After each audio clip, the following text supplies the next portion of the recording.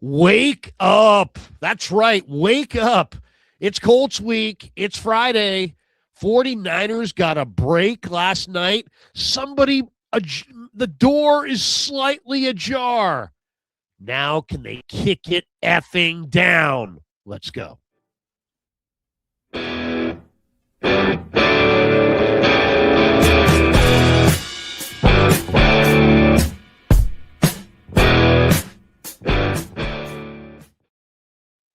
How about an all 49er alumni touchdown? Last night, thank you, Sam Darnold. Thank you, Eric Sauerbert. Are you kidding me? What a finish. That was maybe the best Thursday night football game we've seen in years. It's certainly the best Thursday night football game we've seen on Amazon Prime.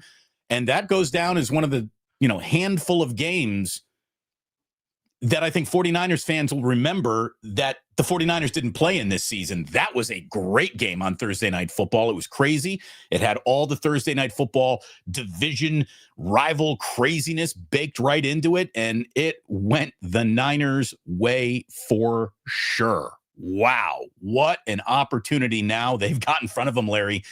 3 one-game seasons. 3 one-game seasons for the 1 seed, and that's where they are. And if I had told you that the day Nick Bosa looked up and just, went like this to the press box, like, not a lot of people would have believed me. They could be the 1 seed.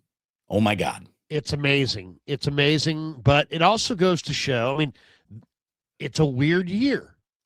Damon, think about this. It's December 19th. And by the way, good luck to my youngest son, Chris. Today is his final. And, we remember that time of year, Damon, where you get the finals before Christmas break. So he's got his Christmas break at, 5 hours from now, but he's got a couple finals he's got to take. So good luck to Chris with his finals. But it's December 19th, and the 49ers could be the 1 seed or miss the playoffs. Think about that. How many years could you possibly say that when you get to week 15 or 16? Oh, they could potentially be the number 1 seed and be the only team in the entire conference with the first round bye, or they could miss the playoffs entirely. All of the gamut of emotions and options are all out there, all available. And I just listened to John Lynch with Murph and Marcus on KMBR breaking the whole thing down. They're focused on the Colts. They're focused on Phillip Rivers. They're focused on Quentin Nelson. They're focused on DeForest Buckner. They're not looking ahead. They're not thinking about Ayuk. They're not thinking about injuries. They're not thinking about Bears or Seahawks or playoffs. It's just Colts, Colts, Colts. Today is the Niners. Today's Friday, of course, but today is the Niners' Thursday practice because of the Monday Nighter. This is kind of the big practice. And the Niners have about 6 different guys between Kendricks, Samo, Tatum Bethune, Yatir Gross-Matos, Ricky Pearsall, that are like, we don't know. They could go, they could not go. There's Eric Kendricks may be called off the practice squad. He might not be. They got a lot of different options, and Lynch said that today's practice was going to be grueling and was going to be the kind of, it's going to answer a lot of their questions for who's up on Monday night. Well, I'm glad to hear that they're all as focused on Indianapolis as they should be, because I even had somebody reach out to me on Twitter last night and was like, I'm really concerned about this significant Chicago ground game. Yes. I said that's fantastic, but you need to be concerned about this very significant Colts ground game before that. There has never been a more 1 game at a time moment in a 49er season for a lot of these fans than they're going to experience over the next 3 weeks. And the price of poker just keeps on re-anteing. You keep on pushing more money into the middle for the big pot with each and every win. So this is it, man. We have really reached the most fun time of the year. And like you said, it could go in 2 different directions. One of them spectacular. One of them would be colossally disappointing. I don't think colossally disappointing is really out there for them. I don't, Larry. I don't think that that's too braggadocious. This is a good and well-run team, and good and well-run teams win an awful lot of games in this league. And that seems to be, look, there's not a single dominant team out there. Like, with all due respect to the Rams, who, had a hell of a game, had a hell of a game plan. If in defeat Stafford didn't win the MVP last night, I don't know what people are looking at. This guy went against one of the hardest defenses to play against on the road, threw for 450, whatever it was, 3 touchdowns. I mean, what more could Stafford have done to win that game? He was spectacular. But the freaking Seahawks, when it mattered the most, they get it done. I mean, thanks, Sam. Seriously. I mean, he was so Sam Darnold last night with that pick six that wasn't quite a pick six, but then they scored on the next play. I mean, that's just so experience. Sam Darnold. It was full experience. And Larry, that 2-point try. Look, Sean McVay this morning, last night he says, I'm not here making any excuses, but he's got a right to be chippy about that 2-point try. Just the way it went down. Okay, I mean, so let's talk about that. Well, they were lining up. I just want to say that they were lining up for the ensuing kickoff when they said, no. Let's come back and look at this again. And let's talk about it for a second. They're we've been playing football for a long time. And heck, I can remember, there are certain rules of football that are just, very constant. And one of them is that if you throw the ball backwards, it's a lateral and it's live. And that means that if he had thrown that and some Ram had picked it off, he's going back for a touchdown. As soon as that ball went off of his guy and bounced, it's a live ball. And the fact is that the Rams didn't jump on it. Seattle did.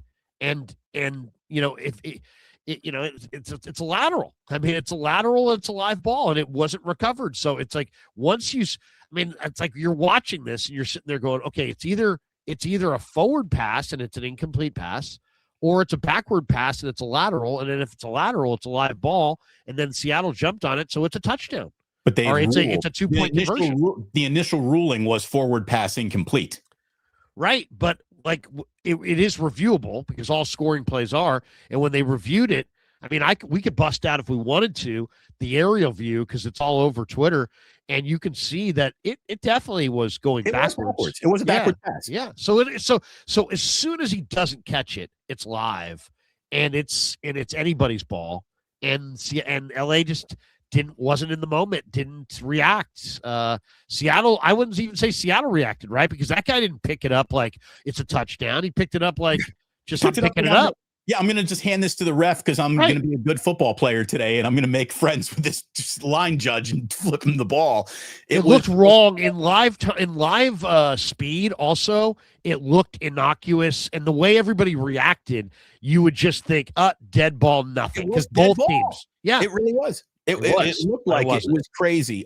Just how nuts that was. That was the largest fourth quarter comeback in Seattle franchise history. The Seahawks became just the 5th team in NFL history to convert 3 2-point conversions in the fourth quarter and in overtime. And they're the first team to win while doing so. There's a lot of chasing a score you're not going to reach there. Seattle's really doing that. And it was just amazing to see that 2-point play. By the way, what a great game-winning 2-point try. What a great game-winning 2-point try that really was. That was a perfect play call. No one was looking at Sauerbert. It was a great, great call. You always use JSN as the decoy. I mean, yeah. Yeah, here's the one play you got in your bag that you have been sitting on all year for the moment you need to unwrap it, and that play certainly for Seattle. Look, that really is all credit to Seattle. That also was quite a gag job by the Rams, honestly. Look, they miss a field goal. They allow a touchdown on special teams, the weirdest 2-point conversion of all time. And since 1975, Larry, teams with 400 yards, 0 giveaways, 0 sacks taken, who forced 3 turnovers were 79-0. Now 79-1. Wow. I mean, that tells you what we were watching last night was an all-timer. And by the way, we had an all-time postgame last night. I had Sterling Bennett on. We had over 6,000 people in the room on postgame Thursday night football.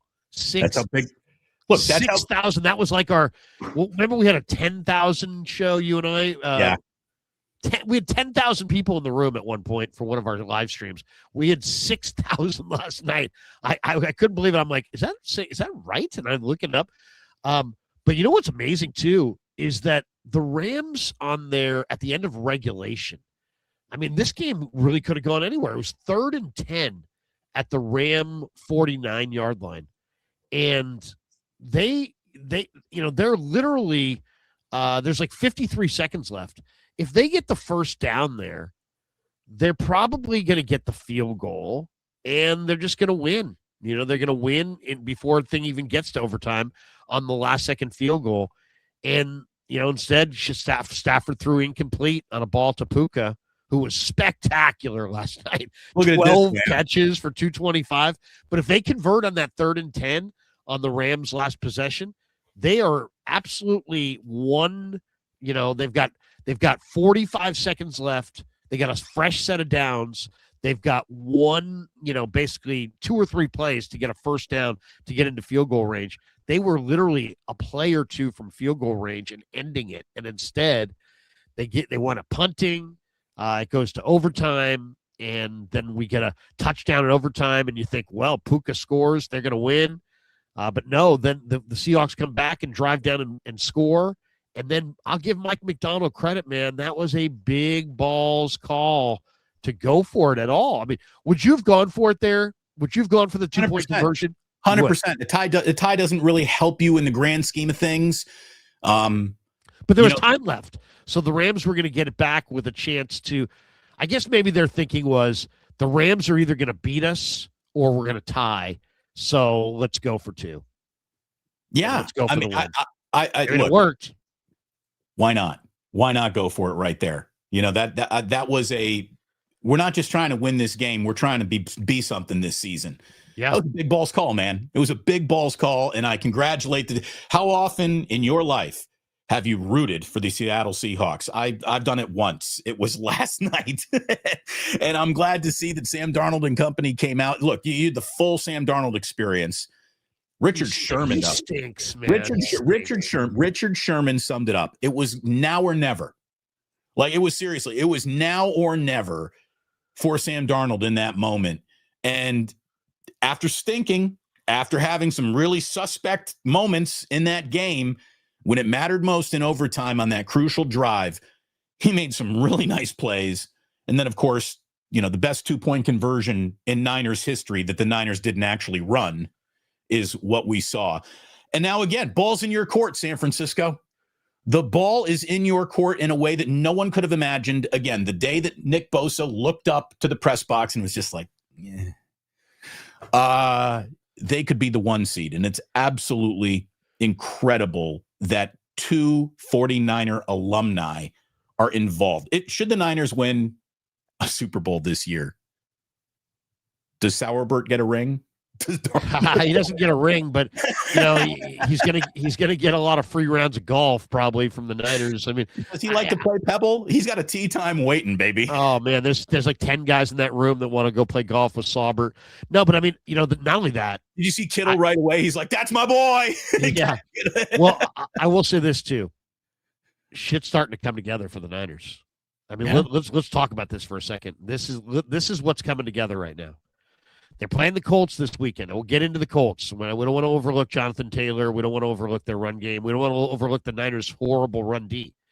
But you get Phillip Rivers. This could have been Daniel Jones a month ago. Now it's not. Okay, now you're getting Phillip Rivers, who's 44, coming off of his first game in 5 years. So that's a huge break. Then you go into this into the Seattle matchup at the end of the year. They're not going to have Charles Cross. And if you got caught last night's game, Nick Emanwari went out, Kobe Bryant went out, Julian Love went out. That's, those are 3 key defensive backs. Now, I don't know. Emanwari is just playing amazing. I mean, he is playing so great right now. And for them to lose him and Julian Love and Kobe Bryant all in one game. Now, I don't know. They're not getting Cross back by the Niner game. They may get those guys back, but they're banged up in the secondary. Now they're banged up on the offensive line. Then you look at the Bears team. Didn't they lose Colston Loveland? Yes. I think the Bears lost Colston Loveland. So that's a huge break. And He wasn't doing much anyways, but it's well, sure. no, I mean, he's actually been pretty hot. I have him on my fantasy team. He's actually scored 2 or 3 touchdowns in the last month or so. He was starting to heat up. So anything that slows them down a little bit, then you've got the Seahawks being slowed down a little bit. It's starting to come together for the 49ers. Now, let's talk about beginning to look Sunday. a lot like playoffs. Let's talk about Sunday, because the Niners have allowed 5.4 yards per carry in the last 3 games. They've given up 136 yards rushing per game over the last 3 games. That ain't good enough. And when we asked Shanahan about it yesterday, testament or credit to him, he said, yeah, it hasn't been good enough. He's like, we know we need to do better, especially with the challenge coming up this weekend with such a great running team. I mean, I can sit here and make excuses for stats and things like that, but it hasn't been good enough. So we work on it schematically. We work on it individually with the players and stuff like that. We're hoping we can have a better showing this weekend. So here comes Jonathan Taylor, Damon, and the Colts are the 6th best rushing attack in pro football. They run for 128.5 yards per game.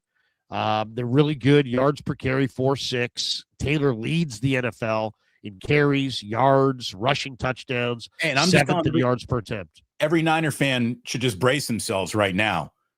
They're going to get gashed in the running game. They are. It's going to happen.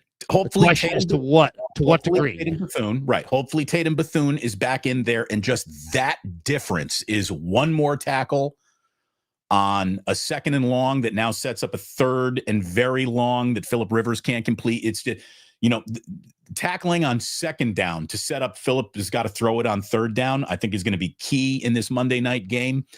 I think, though, Larry, not that there's continuity between weeks to weeks, but this game plan that they got to go to Indianapolis with, it's eerily similar to the Titans game.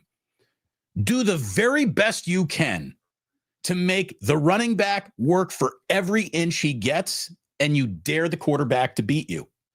And that's what I think they're going to do. Kyle was very praiseworthy of Phillip Rivers this week, said all the nice and right things. And look, he is right.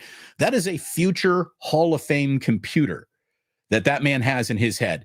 He can step back into the NFL after 5 years off and start reading complicated defenses better than a lot of guys who've been playing all season long. But there is nothing left on that arm. Kyle can be publicly praising Phillip Rivers all he wants. Gus Bradley and Robert Saleh have to be licking their chops looking at Phillip Rivers and the zero gas that he has on any of his throws. He's got a Hall of Fame quarterback mind. He's got a high school player arm right now. There's nothing in that arm, Larry. I know, but here's the question, though. What do you do? Because there is not a look that you're going to give him that's going to slow him down. He's seen all the looks. He's done all the mental reps. So it's really, and he's going to as you said, not drive it down the field. He's looking to dump it off short, but they also have, maybe one of the best tight ends going right now. I'm telling my corners to jump every route. That ball's coming in slow. You got a chance to break on that ball before the receiver does. Jump on that route. Yeah. I would say when you look at this Colts team, it's, one thing that we didn't see last week. We didn't see them really hook up as far as Phillip Rivers and Tyler Warren, their number 1 tight end. We just didn't see it. It didn't happen last week.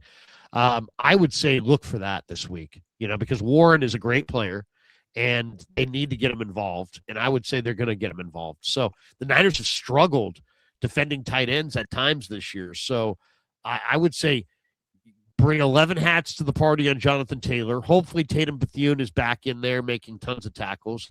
And hopefully the Niners can maybe use Pinnock a little bit on the tight end. I don't know. They're going to have to figure out a way to defend Tyler Warren because Colts almost beat Seattle in Seattle last week, and they did it largely without Tyler Warren doing anything, and he's been a major player for them. So it's going to be a huge game. The key, I would say, is you got to keep Taylor under 150. If he goes for 130, the Niners have given up yards and have been the less efficient team running it for a few weeks now, but they keep winning these games. So, I'm not saying that you let Taylor run all over you, but I'm saying if you can keep him between 100 and 150, if you can keep him under 150, I think you got a shot. If he starts rumbling for over 150 and it's 8 yards a carry, I mean, it's just going to be then Rivers doesn't even really have to do that much. Another, I think, like unique aspect to it's similar to kind of what you just saw against Tennessee is the Colts' best defensive player is just like the Titans' best defensive player. It's a defensive tackle right in the middle. Last week it was Jeffrey Simmons. This week it's DeForest Buckner. So I think there's some similarity in the game plan there too. I do think that the 49ers, again, it's starting to point in the right direction at the right time. Just some other things that you said, like it's coming together, Larry. How about this? Special teams, which I'm going to be suspect of until the year is over, right? Like I'm never going to stop waiting for the piano to fall, the anvil to hit the 49ers on special teams. But it's been great lately. It really has. They've gone a franchise record 13 straight games without missing a field goal. The one field goal that it looked like, Pinheiro missed, well, there was an offset. There was a personal foul, roughing the center. And so that got wiped off. And here we go. We're still playing football. So the one actual miss didn't count. Pinheiro remains perfect. We know that Morstead's going to be all rested up. He didn't punt at all last week. They've been so much better on kickoff and punt and kickoff coverage that, it's just, for a team that's got a lot of incompletes, they've also really circled the wagons on some of their bright, easy to identify weaknesses, and they have improved there. I don't know if they're going to be able to improve, and now we can get to the quarterback. Like over under on 5 sacks between now and the time the Niners are eliminated. Oh, I'll go over. Well, I feel good about it, actually. We're talking about a sample size that is almost like on pace for, what do they got, 16 sacks? They could have, best case scenario, they got 6 games left this year, right? That's them in the Super Bowl. 6 games. Who's their best 2 sack guys? Probably Cleve Farrell and Keon White, and those guys have only been playing for a few weeks. So, yeah, no, I hear what you're saying. I mean, they lost Bosa, and then it's like they had to kind of rediscover, like, well, how are we doing this? They blitzed a lot. They blitzed a little. They tried this guy. They tried that guy. They've been trying to figure out what works. So I wanted to ask what has started to work is they have Cleve Farrell, and Farrell's got 4.5 sacks in 4 games or 5 games. And now you've got Keon White, and Keon White's playing ball right now. Would you give Matthew Judon a call, who just got cut by the Dolphins? Lynch was asked about that. I looked it up. He's got 0 sacks in 13 games, so he'd fit right in. Right, but he hasn't played very much either. The Dolphins had other guys. They had Jalen Phillips. They had Bradley Chubb. If you look at, he's actually played much better in the last 3 games. But either way, Lynch was asked about it this morning by Murph, and he said, "Hey, we like the internal options that we have. You never say never. You're always interested to look, but it sounds like they would probably have to lose another body before they'd be interested in him. I would sign him to the practice squad just for the hell of it, but." Maybe he won't sign to the practice squad. To me, the biggest guy in this game is going to be Tatum Bethune because he hasn't played, and the Colts were the most run-heavy team in all of the NFL last week, according to Next Gen Stats. Bethune's got a 29% tackle rate against the run. That's the highest among all linebackers with at least 250 defensive snaps. I think Bethune gets back out there and he rumbles with a 12 tackle performance, and the Niners do a decent job. The Colts are not scoring points. The Colts can they generate more offense? They've been averaging 17 points a game in their past 4 games. Past 4 games, they're averaging 17 a game. And this was the hottest offense in the league early on. They led the league in scoring and yards per game through week 10. Through week 10, they had the best offense in football. Then they lose Daniel Jones to an Achilles injury. And now they got Rivers, and he threw for 120 last week. And so to me, it's all about, can you stop that run and make Rivers beat you? And then, and also for the 49ers, the Niners' best defense could easily be, their best run defense easily is their offense. Just score some points. You get up there 24 points, 30 points, you get in that range, you're going to take away the Colts run game in the second half. To me, if there's one game plan, it's try to get an explosive offensive first half so that you can potentially take away their run game in the second half. And just go ahead and give me all the 10 to 13 play drives that you got. Gobble up clock. Keep Jonathan Taylor with his helmet in his hand on the sideline. That's the way to go. The Colts are not a quick strike team, especially with Pierce. I think I saw him limited in practice, if not out in practice this week. Then there's really not a big, deep threat. And even if there was, I'm not sure Phillip Rivers can quite get it there. So I look, welcome to Wake Up, everyone. It is great to have you here. Like and subscribe. Little Christmas presents for everyone. If you're not liked and subscribed to both of these channels, please do. Thank you so much for being here. I got to tell you, a lot of time in the kitchen is about to happen, which means you don't want to be really cooking right now. Get to Ike's, order a sandwich, order 2, order 3, put a couple in the fridge. Big meaty sandwich for dinner. You're gonna have a whole bunch of big holiday dinners coming up. A sandwich for dinners always sound like a good idea to me. Get to Ike's and get to the Dubliner West Portal in San Francisco for the best Guinness. Great time to spend a little holiday cheer around the bar. And Larry, it's also a lot easier to do than cook a big Christmas dinner. Head to Pig and a Pickle and pick up some barbecue, baby.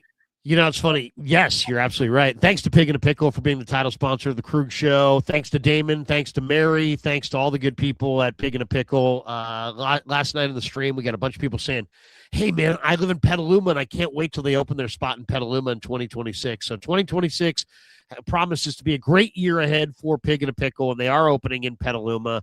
It's great food, and, I can sit here and talk about them. Damon can talk about them. We were both out there for the Krug Show meet and greet a couple of Sundays ago, and it's great barbecue, but really it speaks for itself. Just go try it yourself and you'll be a fan. Thanks to all the people who came out, by the way. It was a really awesome turnout for the Krug Show meet and greet. But yeah, thanks to Damon and Mary. Also thanks to Sleeper. 49er football season is presented by Sleeper, the fastest growing fantasy platform in the world. It's a one-stop shop. You get blazing fast news, real-time stats, group chat, season-long leagues, and of course, Sleeper picks for daily fantasy. So use promo code Larry. Sleeper will match your first deposit up to $100. Links in the description.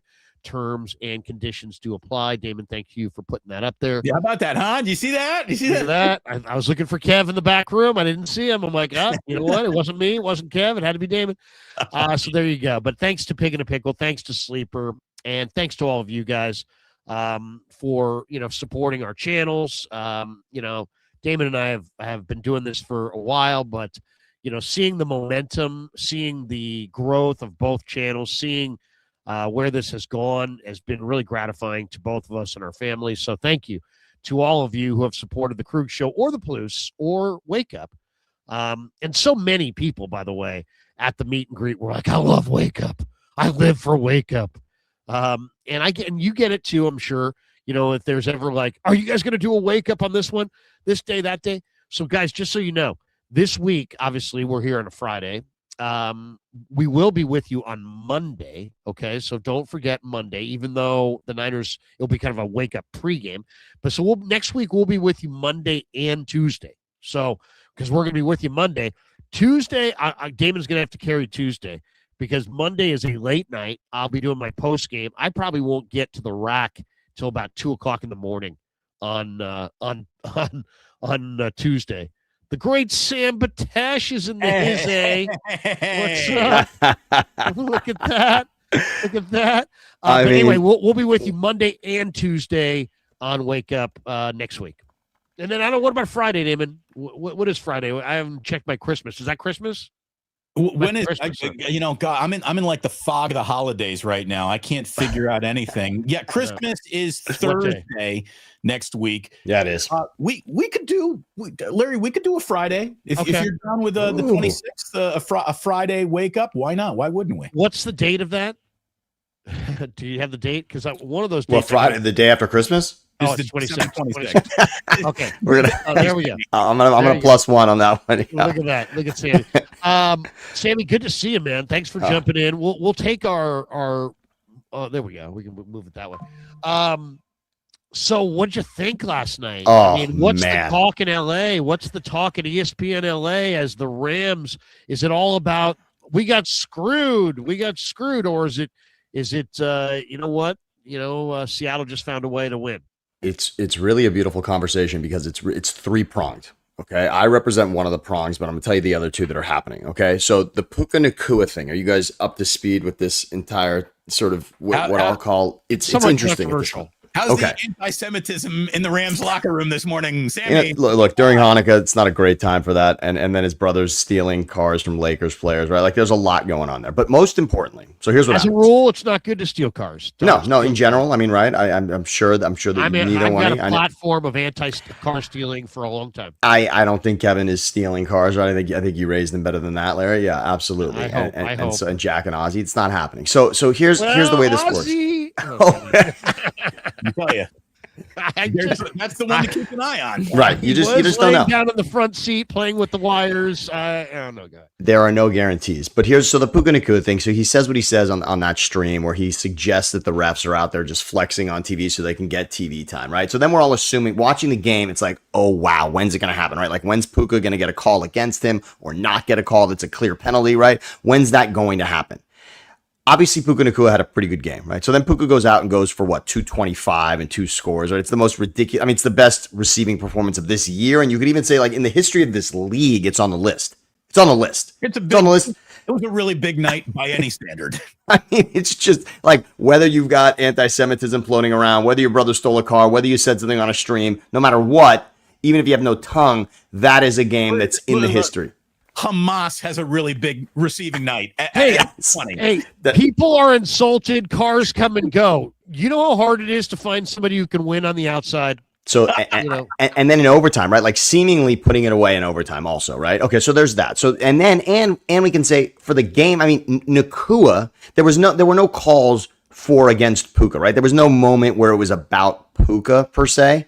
So that's fine. You're almost through it from that standpoint. The controversy, of course, is after the game, Puka tweets out essentially like, thanks refs for proving me right, because they're upset about the 2-point conversion that tied the game. It was squirrely. The process was squirrely. Exactly. And I would say overall, I mean, it's not one where you're saying, I mean, does that go against the Rams to that extent? I mean, the amount of things that had to happen to go against the Rams, I just don't think that has nothing to do with the Rams. And I'm not a big conspiracy theory guy. So and it wasn't it's not like there was no time left. There's still 6 minutes left in the game. So 30-28, 30-30 at that point. You could argue maybe Seattle wins it in regulation 31-30 at that point with a game-winning field goal, right? I just don't know. All I'm going to say is, was it odd to line up for a field goal thinking that it's 30-28, only to then confer, put the 2 points on the board? That leaves you open to the conversation. I'm going to squash that. I'm going to say forget about the controversy. The guy went for 225. He deletes the tweet. I'm sure him and McVay will have a conversation. Ultimately, he backed up. If this was going to be a short week full of distractions, Puka's not a guy you're pointing out in film this week, right? Like do your job is like not a conversation for Puka this week whatsoever. He single-handedly has them in position to win that game. So I just want to squash that and throw it away. They picked up Darnold 4 times in a game that came down to a field goal. So it's not surprising that they win the turnover battle yet again. Did you hear the statistic though? The first team in NFL history to have 500 yards of offense +3 in the turnover and lose a game. That's wild. So there's that. Okay, so there's the conversation about Puka, number one. Number two is, have the Rams blown it, right? It's basically this year's NFC West is last year's NFC North, and Sam Darnold's in the middle of it yet again, right? This is basically Detroit, Minnesota is now what's happening, except you've got 3 teams instead of 2. So the one conversation is Puka. The second conversation is, have the Rams just lost every chance, not at winning the Super Bowl, but it being the 1 seed, and those conversations are very closely related. So Look, I'm going to tell you right now, the Rams are a really good football team. I don't care what happened last night. A special teams mistake, you prevent that from happening, they win. Although now it's a theme. Special teams is costing this team.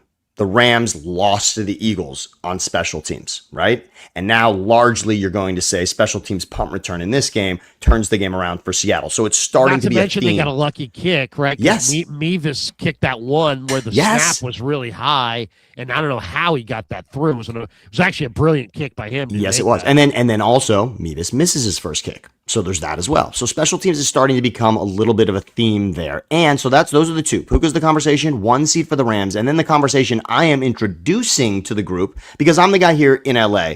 But I don't get caught up in, we're not in this tunnel where, all you see is, it's coming down to Seattle and the Rams.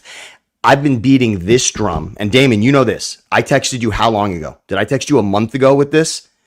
I think 3 weeks ago, I texted you with 1 seed path is 49ers. It was the day the Bears took the 1 seed. So this is now 2 weeks ago, right before they lost the Packers. When the Bears took the 1 seed, I broke out the calculator. I looked at the schedules and I said, wow, this last place schedule is going to save the Niners again, because you would think that the better matchup at this point late in the season would be the fact that they get a Lions game. But no, it's a Bears game that's going to launch them to the 1 seed. So Niners with Seattle and Chicago on this and only 2 conference losses to this point, Niners are in the front seat here.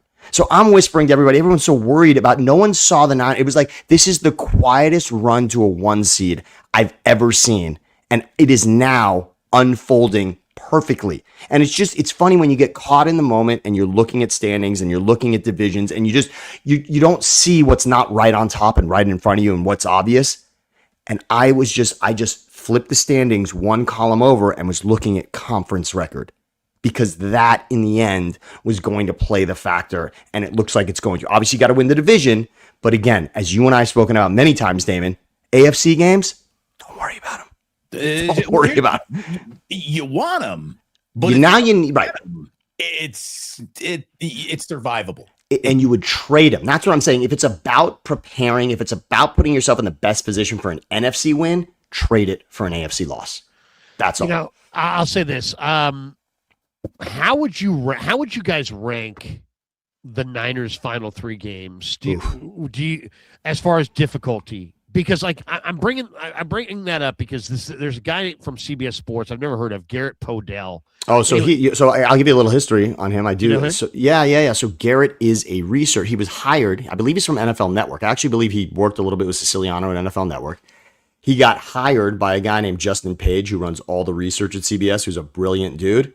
Garrett came over, and at first he was just helping the research team. Then he started writing stories. He's got these great sort of historical perspectives on things. And then they've been putting him on the air a little bit as well because of it, because he's got these really great theories on things. So I mean, he's smart. Seems pretty smart. Okay, so this is what Podell wrote. Inexpensive on-air talent.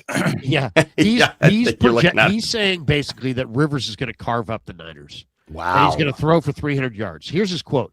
He says, Phillip Rivers nearly led the Colts to a win in an 18-16 loss at Seattle in his first start in 1,800 days, an accomplishment in and of itself. True Still, that. the performance was uneven.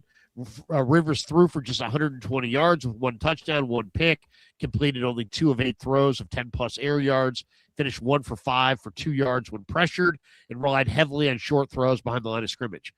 But this guy believes that the matchup is favorable because the Niners can't rush the passer. They rank last in the NFL, 16 sacks, 6 fewer than the next team, by the way. Rivers will take advantage of the lack of pressure, even at 44 years old, and post a 300-yard passing day against one of the NFC's top teams. I don't see it at all. I really don't. I see Phillip Rivers getting knocked on his fanny and knocked out of this game. I think we're going to see Riley Leonard in the second half of this game. So I heard something you said right before I hopped on, which was about the run game for the Colts, which I see as much more of an issue here. And I see that. I see this as everyone's forgotten Jonathan Taylor's MVP conversation. That could rear its head again this week. I see Monday Night Football as an opportunity for Jonathan Taylor to reestablish.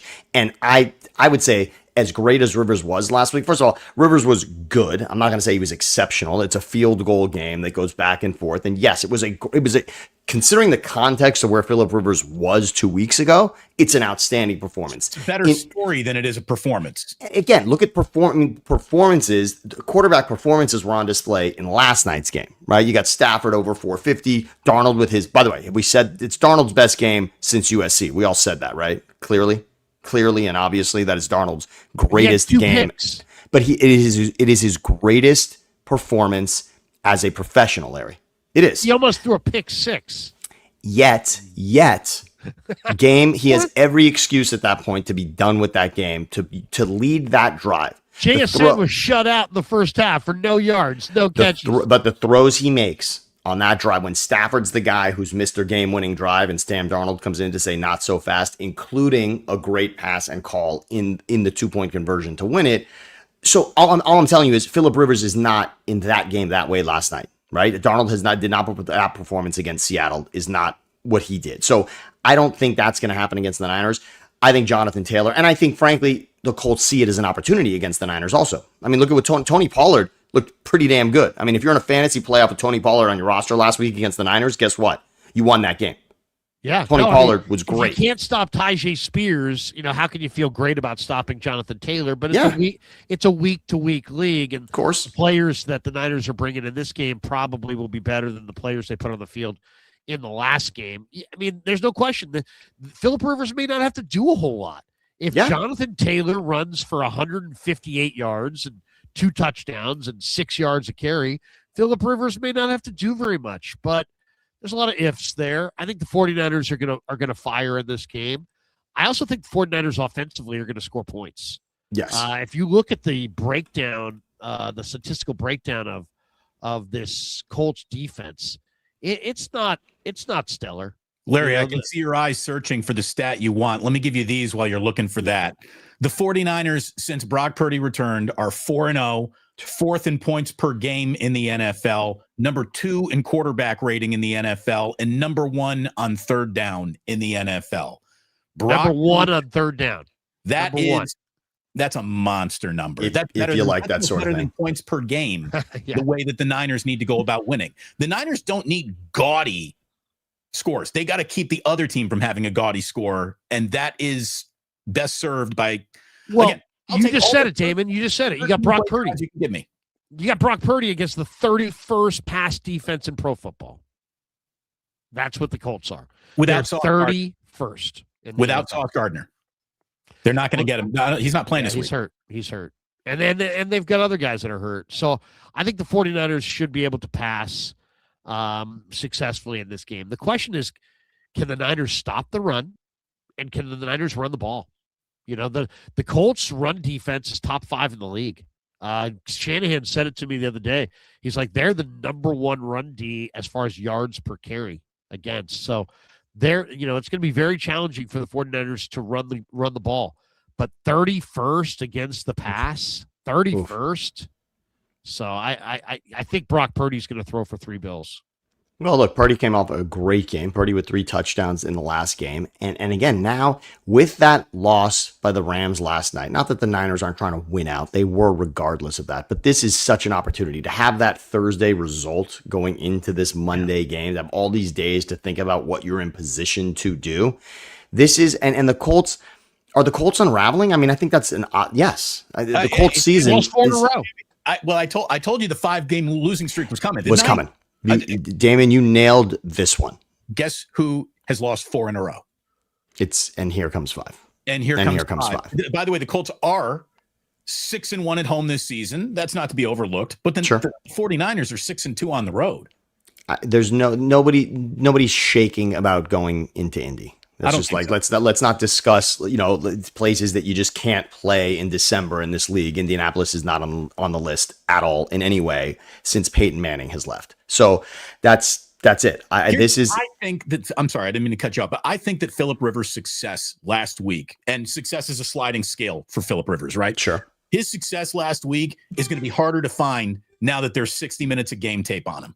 There you go. And that was a nice surprise from Seattle to have that. Yes. Seriously. And I just think that this is Robert Saleh and Gus Bradley got to be licking their chops. If there was ever a week for a defensive back or a safety to hold on to the interception that looked like it was breadbasketed, it's this week.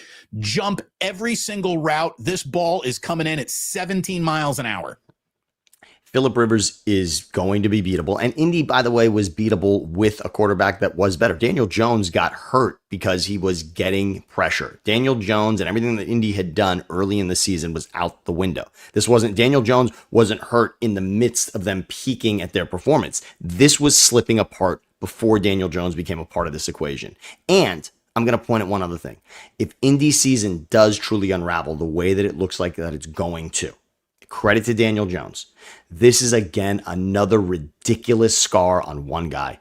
Anthony Richardson, are you freaking kidding me that you're not available now that we bow tied a season prepared for the playoffs? We took the guy that got us there. He's injured, and here's your opportunity to now step in and just keep it afloat. We've actually done all of the difficult work at this point. Keep it afloat, come in, and now you can be a hero on this whole thing. And you injure yourself warming up a month ago? What the hell is going on with Anthony Richardson? That story is it's not as bad as what's going on in Cleveland in the quarterback room, but it's bad. It's bad. Anthony Richardson, that is this has put this organization backwards, and all of us, Larry, I'd love to know what you think.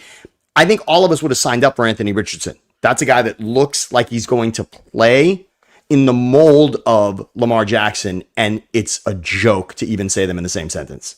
I mean, he doesn't have the feel right now. I mean, I got to question his heart because he took himself out. I mean, I've talked about it already this week. I mean, Anthony Richardson's physical skill set is the greatest. We're talking about 6'4", 240, runs 4.4, has the biggest arm in the league. I mean, if the Cowboys want to take a shot on Joe Milton, why wouldn't you take a shot on Anthony Richardson first? Because Joe Milton doesn't have Anthony Richardson's kind of speed. He can throw it like that, but he can't run like this kid. If I were the Niners, I'll tell you, if I were the Niners, and I was talking to somebody from Indy this week, this is the team I would trade Mac Jones to. Wow. I would say they don't have a number one. They're all invested. They got Daniel Jones, but he's got an Achilles. He's out next year. So, or he probably should be out next year, at least for a good chunk of the year. So if you're them and you like Daniel Jones, Mac Jones would be reasonable. And if I were the Niners, I'd say give me a second-round pick and Anthony Richardson. Or I kind of like Riley Leonard too. I would take Riley Leonard, but I would rather have Anthony Richardson just because of the skill set. And could you imagine? Price points are way different because Tua got broken off the big number. Yes. I don't want Tua. I don't like Tua, but I love Anthony Richardson's. The idea of Anthony Richardson as a goal line package backup. I mean, come on, he can't be Taysom Hill for somebody. I mean, come on. Why this guy? Who do you think he could be He could be a wildcat quarterback on the goal line. I mean, I would definitely want Anthony Richardson. First of all, look at what Kyle Shanahan. If you believe, and some people don't, do you believe that Kyle Shanahan's a quarterback whisperer, or do you think that Brock was made and already Jones was made and these guys Kyle hasn't developed anything? If you don't think he's a quarterback whisperer, then you don't want Anthony Richardson. But if you think that Kyle Shanahan and his play calling, his system, and being around him makes quarterbacks better, and you believe that, why wouldn't you want Anthony Richardson? Hey, everything's coming up, Hoosiers. Curtis Rourke is going to beat out Brock in next year's training camp. I think we all know that. But anyway. Well, that is the question, though, Damon. You're right. Right now, they are evaluating Curtis Rourke, and they're probably deciding what they, are going to do at quarterback based on what he looks like. If he looks awesome, then he's probably penciled in as the number 2, and they're going to wave goodbye to Mac. But if he looks shaky, then maybe not. Maybe not. I don't know. And we don't know what he's looking like right when now. Shanahan is doing his Jeff Spicoli, I can fix it. Who do you think he looks at and thinks I can fix it more? Anthony Richardson, who's still basically a complete unknown, or Tua? But Tua makes $53 million a year. I understand. I take the price points out of it. I'm not a Tua guy, dude. I mean, I don't think Tua reads coverage. I don't think Tua's durable. The lefty quarterback thing is always kind of a little bit of a wrinkle as well. Oh, Larry's going there. Remember, Damon, I said I think I'm out on. I don't even trust lefties now just writing things down for me anymore because of Tua. I'm so out on Tua. I'm just like scared of left turns now, even because of Tua. Left is just out for me. Look at the Dolphins right now. I don't even eat leftovers anymore because of Tua. I'm out on left. What has the resurgence of the Dolphins been about? It's been about Achane and running the ball. That's why they've been doing well. So, I mean, it's not about Tua. I think Tua's kind of a fraud. I'm not a Tua guy. I don't think Tua reads coverage. And if you don't read coverage, it's just a matter of time before you get bounced out of this league. And I think he's on his route to getting bounced. Listen to this, though. I didn't realize this little subplot from last night. Listen to this one. This is the Rams, Ernest Jones, hit the podium saying, or the Seahawks, Ernest Jones, hit the podium, the former Ram. Yeah. Saying that the Rams were laughing at them last night and that they took it to heart. This is pretty interesting little soundbite. Here's Ernest Jones in the postgame. Listen to this. We won, I could care less. Just the win matters, and we're moving on. We get a chance to go in the playoffs and keep fighting. How much does the celebrated playoff berth today? Well, I guess we didn't get the soundbite there. I don't know. Well, it's good to hear from Sideshow Bob. It really is. It was. Basically, he said that the Rams players said the Seahawks players said that when the Rams were leading 30-14 with 7 minutes left, that they were laughing, man, crazy. It was disrespectful. This is Ernest Jones. There was too much time on the clock. He says he won't name names, but they know who they are. That's pretty great to hear. And Ernest Jones had that amazing statement after the last time these two teams had played. Remember in the game where Darnold threw the 4 interceptions and they lost on the missed kick? They had an opportunity to win that game. They missed a kick at the end of that game, the Seahawks do. So they nearly won a game where they had 4 interceptions, and they did win a game where they had 3 turnovers. But after that first loss, Ernest Jones said, I don't care who you are, don't talk about my freaking quarterback. And he didn't say freaking. I mean, he was on. I mean, Ernest Jones was powerful in the postgame after that first matchup with the Rams. And you know that he is obviously tied to that emotionally based on where he is and where he was with the Rams. So I'm not surprised by anything Ernest Jones says. And if the Rams thought that was a wrap, we all did. 7 minutes to go. Was it 9 minutes to go in that game? Interception. Rams have the ball up 16. But if you talk trash, you talk trash and you win, to the victor goes the spoils. You talk trash and you lose, that's a bad look, man. That's a bad look. Well, look, and there was nothing. These divisional matchups are always interesting because what you say in the first game, there's going to be that second opportunity. So you really got to watch out, right? You got to keep your mouth shut on these divisional games because you know it's coming back to you. And that's it. And Ernest Jones, I mean, look, you keeping receipts, whatnot, and within a game to say something, in a game of that magnitude with Seattle at home, and maybe the Rams thought, no way Darnold's coming back in this one. We got it. It looked like it. It sure looked like it, but that's not the case. And the Rams, look, had the Eagles down and out, lost on bad special teams. Rams had the Seahawks down and out for the 1 seed and let him back in on special teams. So it is an issue. It is. This team, every team's got its fatal flaw. Damon, you said it. These Rams can play with anybody. Yes, they can play with anybody, but a lot of credit to McVay, right? A lot of credit to the Rams doing everything the right way. There's still little moments in these games that the Rams aren't doing the right thing. And that's the difference. That is you cannot, those mistakes, a season ends, right? This isn't, we'll get them next time, right? The next loss of magnitude for the Rams is going to end their season. So you got to be right on these things. And I love that the Niners are nobody. I'm just telling you, on a national landscape, the Niners, it is silent. It is. There is nobody discussing the 49ers. I don't think half the national media even get that they could be the 1 seed. They hold the map. The story on last night's game is everyone's like, Seattle controls their destiny. That's fine, and that is true. But guess what? So do the Niners. Control. I'm talking control. Seahawks is in Levi's. And by the way, the big difference between the Niners and the Rams, if the Niners had played that game yesterday in Seattle, that place would have been packed with Niner fans. There was Yes. no Ram fans in the house last night. None. Did you see the Rams watch party at SoFi Stadium? There were at least 17 people there. It was very embarrassing. Anyway, look, let me just say there's no reason to look ahead. No, it's Indy. It's about Indy. Yeah. The biggest game of the year is Monday Night Football. And then you get another biggest game of the year, followed by definitely the biggest game of the year. Maybe, because let me just put this out into the ether, okay? The Rams wrap up with the Falcons next week. That just feels like a Rammy win. And then the Cardinals in the final week. They've quit. Thanks for coming, Arizona. They're officially in let's improve the draft position mode. We got this Sunday the biggest game in football, Buccaneers-Panthers, for the soul of the NFC South. You are a Carolina Panther fan if you are a Niner fan officially from here on out, because if the Panthers, whether they win or lose that game against Tampa, up next is Seattle.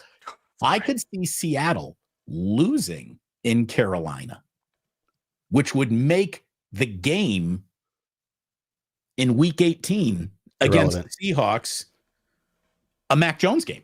It makes it a Mac Jones game, and it makes a watching the Rams Cardinals game. That's what it becomes. Yeah, it's that. It's watching the other outcome.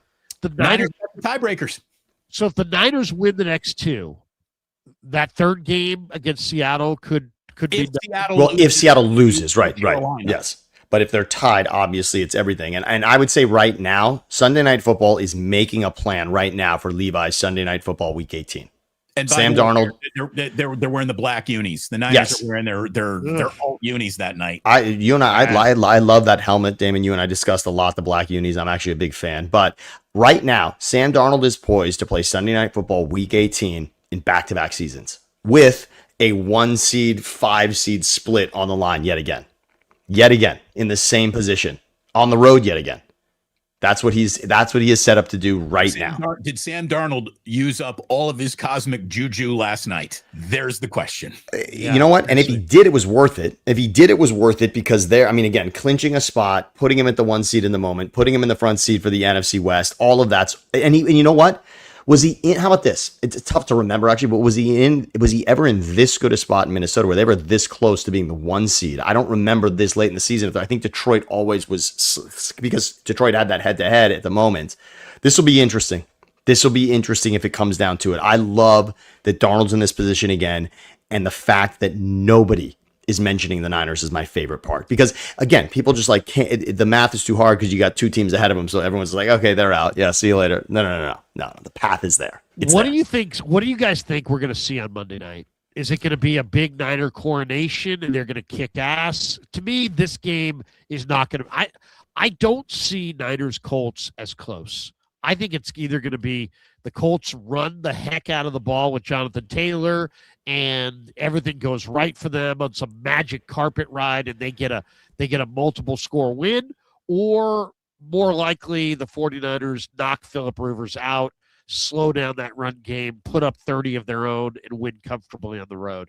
Because you're right. Nobody's talking about the Niners. They will on Monday night. But Monday, all the scenarios are going to be there. You're going to see it. Yeah, you're going to see it Monday. You're going to see the Niners. It's the opening storyline is Phillip Rivers is back from wherever he was, and if the Niners win 3 games, they're the 1 seed. That's the setup for Monday Night Football, period, coming into that game. I see it as an 8-point Niners win. The line is 5.5, I think, this morning. Yeah. Niners cover. There you go. Yeah, I like the Niners. I do too. I like the Niners big in this game. That's right. I think Rivers, this is the spot you want to be in. Rivers will not fire in this game. They'll sell out to stop the run. They're not worried about him throwing the ball over their head. And then I think the Niners, the one thing about the 49ers, the Niners' best defensive strategy is what they do on offense. The 49ers have 32 offensive drives this year of 10 or more plays. That's the most in the NFL. The Niners have 30-plus drives of 5 minutes or more. That's the most in the NFL. They dominate the time of possession. and I think they're gonna have long extended drives and beat this Colts team by 14 or more. Well, I I think think first quarter Niners by 17. something like that. again, the Niners in Super Bowl years, the Niners at their best, and people hold this against them. They're front runners. They want to get up early and squat on a game, and that is put them into Super Bowls. By the way, so you're right about that, Damon. And consider the opponent, perhaps, but the Niners offensively were outstanding on third down against Tennessee. They've been outstanding since Brock came back on third down against everybody. And people will say, "Well, it's been a soft schedule." Dude, it's a schedule. What do what are the Niners? It's the schedule. And right now, and by the way, the schedule right now, play out the end of the schedule. How about this? It hasn't been a soft schedule. No. I don't even care. I don't want to argue about what the schedule was. Can we look at the schedule? The schedule is not soft moving forward. It's not. This is three very crucial opponents. To this point, I mean, people. It was soft when you looked at the records of the teams last year, right? But the 3 weeks ago, there was a DVOA breakdown, which is not about projections or last year. It's about this year and what you've actually done. And the 49ers, if you look at the schedule broken down over DVOA, they had the fourth most difficult schedule this year. So, yes, they didn't play a lot of, they played some really bad teams for sure, but this idea that they benefited from some cake schedule and that there's some fraud of a team, no. I'll even say, who cares? I'll say this much. Who cares? Right. I don't care. I really don't care either. And by the way, the whole not who cares, not who cares about you, Larry. The math is right. I love that. But what I'm saying is, for a Niners fan, one seed is one seed. They're not taking it away. And it's not college football. This was not like plucked from some, right? This wasn't like we made deals with crappy schools. No. The NFL put this out there. And the Bears, which was one of the circled games, that was like the Bears were going to be like, oh, there's a lucky game. They have the Bears instead of the Lions. And now it's the Bears that's the toughest team on their schedule. So the Bears, the Patriots, and the 49ers can all clinch with wins in their next games. All three of those teams were in last place last year.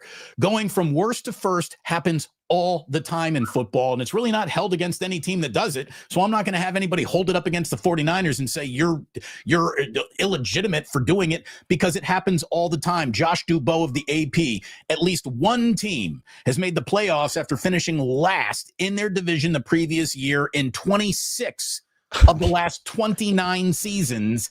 This could be the third time in the last 4 years that three teams do it. Going from worst to first happens all the time in football, which, by the way, is a damning case against the Browns, the Raiders, and the Jets. I mean, and it's by the way, it's by design, Damon. By design. Last place schedule is what the league puts in effect for this reason. And as Siciliano has told all of us, this is why every season for 30 years, 4 new teams enter the playoffs. 4 each season. 4 different teams. That's wild, and it happens all the time, and we're seeing it again. Yeah, I mean, it's just the way it goes. It's the way it goes. It's the whole thing is designed to be even. That's why Kansas City. You look at Kansas City. I mean, they're is Kansas City one of the worst teams in pro football? No, but this year, whatever, they're 6-8. They're bad. They're not going anywhere. The run's over. They're 1-5 on the road. One score game. Yeah, and one score games they can't win. Yeah. All right, let's hit our supers and then we'll bolt for the door here. Let's do it. We've got Fuji in the house. Yes. Did Damon have to take off? I think Damon just hit the head. Oh, there we go. He's back. Minnesota missing Darnold. Yeah, I would say largely with what. Yeah, is Minnesota missing Darnold? Oh, yeah, no question. I mean, ask Justin Jefferson's stats that. Fuji Simeon, Larry Puka also said he thinks concussions are all in people's head. Do you think he would have the balls to say that to Junior Seau? Wow. Okay, Fuji, you used that exact same super chat on my channel just yesterday. Come up with some new material. Wow. No, but look, it is silly to talk about something that could happen to you any minute. Like Puka Nacua is officially putting as much bad juju up in the air as humanly possible. So keep going. Keep talking, Puka. Yeah, I mean, seriously. I mean, he's a young guy. You got to remember this. We think of Puka as, the football player. He's got, he's got great skill, great this and that. He's like 23. He's a young dude. Look, think about this. Really young. He's on. Think about just the show that he was on. I mean, even to have the foresight to understand, like, that is a popular show, not to the three of us, but to people that are much younger than the three of us. That is a popular show. So Puka is in that demographic. And then after that game, have his phone out for Twitter as the first thing. It's the most historic game of his career. And the first thing he wants to do is put something on Twitter about it. I mean, that is just mental makeup, period. Yeah, it's youth. Heather says, 49er fan in Kentucky going to Indianapolis for my first Monday Night Football experience. Sure would love to leave happy. Thoughts on win chances? Thanks for your work, guys. We like the Niners. I mean, I like the Niners. I think the 49ers are going to run the table. I think they're going to win these final 3 games. I think they're going to rampage. I think they've lost for the final time this year. I don't think it's a great team, but I also don't think it's a great league. And I think they're going to win all the games. I think they're going to win out. I think they're going to roll through, and there you go. That's where I'm at. Here's another reason to get that 1 seed. Greg Papa's back in the booth for home games. Greg's back in the booth for home games. I was texting with Bob Sargent yesterday. I said playoffs for Greg at home, and he's like, TBD. Sure. We're going to, see how Greg's doing. But if there isn't a plane involved, Greg Papa probably will be. And that's something everyone wants. Travis Stewart, F you, Larry, you effing lazy. You guys put on a great show. Two things can be true, right? Okay. Kurt says, you magnificent bastages. Gross Matos ready. Yes, he's been practicing. Yeah, Gross Matos is a major player for the Niners. Major interior rusher. Johnny Dangerously pull there. That's good. Ice holes. Oh, yeah. SF Indigo. I'm working the day after Christmas. Let's go. Wake 26th. We're going to get you through it. JD says, Damon, if the 49ers pull this off and get number 6, you have to do a new version of the 12 Days of Yorkmas. We're going to need I'm going to need a producer to put that together. Currently, I don't have one. If you want to lend me Kevin for a week, Larry, we can do that again. D, you and I can put our heads together. That sounds like it's worth it. Favorite Fish song, Damon. Mine is Backwards Down the Number Line. Wow. Oh, that's a bathroom song almost. That's Chick Fish. Tommy, come on. Tweezer, Ghost, Chalk Dust Torture. Give me a tube at all times. I'll take a tube. Thank you. Nice. Yeah, you might as well be speaking Swahili to me. Fuji says, I know NFL will fine Puka, but do you think the Rams as an organization will issue a fine to him as well? Proceeds going to a charity against hate. No, he didn't do it. He didn't do what everyone said don't do. He doesn't need to be fined. He might get fined for ripping NFL officials. That's going to have nothing to do with anti-Semitism. True. And I would say that's what it is. The league's looking at what he said. He said stripe. He tweeted stripes. Now, granted, he deleted it. I don't know if that plays into it at this point.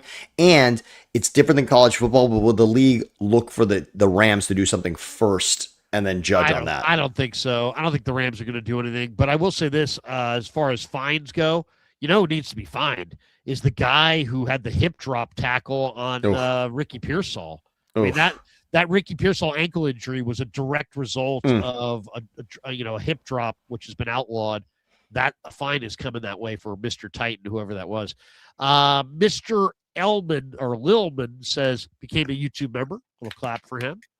Larry Martin in the house says we should shut down shut down Bijan Robinson. Just saying. Okay. Yeah. Just saying. Well, did you shut him down or did you just get a big lead and took him out of the game plan? I think the same game plan is going to be in effect here. Take Jonathan Taylor out with your offense.